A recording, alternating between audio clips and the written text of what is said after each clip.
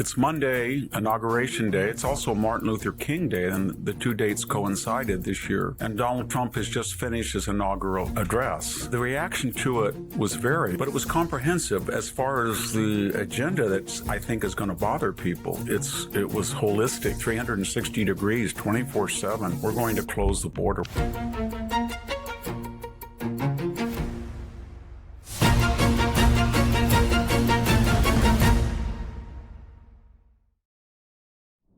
Hello, this is Victor Davis Hanson for the Daily Signal. It's Monday, Inauguration Day. It's also Martin Luther King Day, and the two dates coincided this year. And Donald Trump has just finished his inaugural address. The reaction to it was varied. I scanned the mainstream media, the network news, some cable outlets, and there was sort of outrage. Outrage at the ambition of the Trump revolution and outrage at the direct criticism of people in the audience that had engineered or were part of the Biden tenure. But it was comprehensive as far as the agenda that I think is going to bother people. It was holistic, 360 degrees, 24/7. We're going to close the border. We're not just going to close the border. We're going to deport people who came here illegally. We're going to change the idea that there is such a thing as anchor babies, or that just because you happen to be born here, that gives you full rights of citizenship. That's a fundamental change. He addressed crime in the cities. He address the problems of DEI and woke and the end of meritocracy. He criticized the inability of the military to turn tactical success into strategic victory or resolution. He talked about energy a lot, and that we were going to go full blast, and he was going to overturn prior directives. Joe Biden was sitting in the audience, of course. The point he was making is he called it a golden age, that everything was on the table. He only has 4 years, so he's moving ahead very quickly.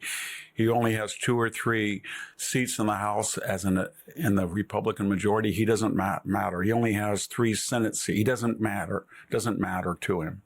He's going full blast ahead. He called this, as I said, a golden age. It reminded me of the Great Seal of the United States, Novus Ordo Seclorum, a new order for the ages or for the centuries.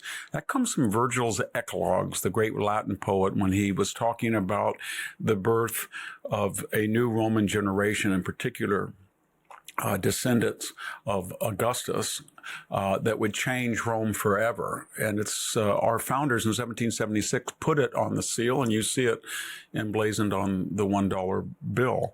And that's the type of mood he's trying to encourage. But at the same time this happened, the outgoing president pardoned, first of all, the same day, so there would be no coverage, really. It would be overshadowed by the inauguration accounts.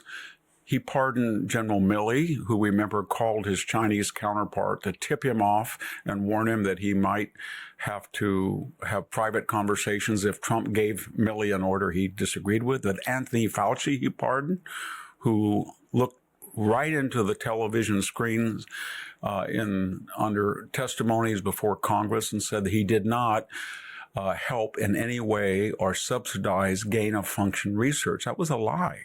And then he pardoned the entire January 6th committee. And we know that in the case of Liz Cheney, she may have unduly influenced a witness and coached her testimonies without a lawyer being there. And there are some records that are missing. These are all legitimate areas of inquiry for future prosecutors. And yet he gave them a blanket pardon, Biden did. And then just 15 minutes before the speech, he pardoned the whole Biden family. For what? What did he pardon them for? For anything that turns up forever. 10 years, 20 years, 2 years, 1 month, anything we find about the Biden skullduggery that accounts for how they made $20 million from foreign sources will be fruitless in vain. Think of that. And here's my point. Trump was blunt, maybe even crude. He said he was going to eventually, we would have the Panama Canal. He was going to rename the Gulf of Mexico the Gulf of America. And people were kind of hysterical in their reactions. But it's the way he said it and his directness and his candor and his honesty that bothered them. But they weren't bothered to the same degree, if at all, that in sober and judicious terms, Joe Biden did something that we've never seen before. He has the greatest numbers of preemptive pardons we've ever seen by a departing president. And we've never seen a president pardon his own convicted felon son, much less give a blanket immunity to people who may have been involved with Joe himself, his family members, and scandals of unimaginable size. So let me just conclude. One of the paradoxes of the entire Trump decade is that he speaks often crudely, bluntly, and truthfully about the problems confronting the country and his opponents.